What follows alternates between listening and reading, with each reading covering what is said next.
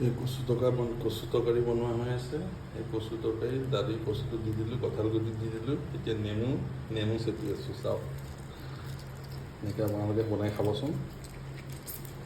কচু তৰকাৰী লগত নেমু চেপি কঁঠাল গুটি দি। প্ৰথমতে আপোনালোকে কচুটো বইল কৰি ল'ব, কঁঠাল গুটি আলু দি কচু বইল কৰি দিব। যি দিয়ে আপোনালোকে, সুদা কচু দিলেও চলি যাব।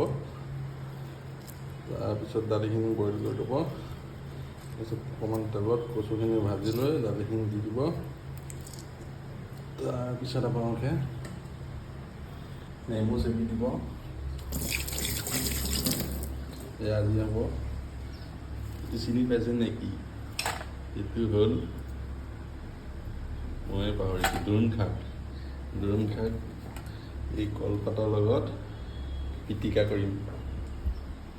আৰু এই কচুখিনি ধুনীয়াকৈ লৰাই দিম।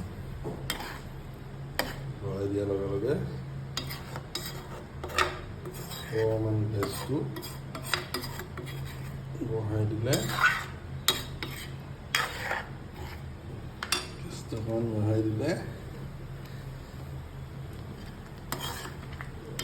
বস্তুটো ড্ৰাই হৈ গৈছে। অকণমান তলাই দিছোঁ, নমাই দিলেই হ'ল আৰু।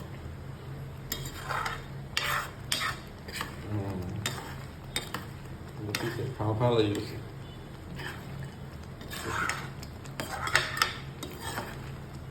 এনেকৈ দেখিছে কি ধুনীয়া হৈ গ'ল কচুটো।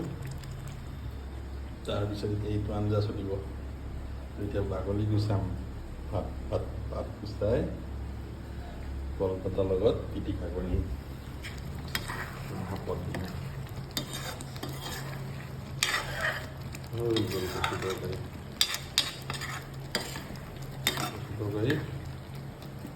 হৈ গ'ল, চাওকচোন ধুনীয়া হৈছে ৰেচিপিটো।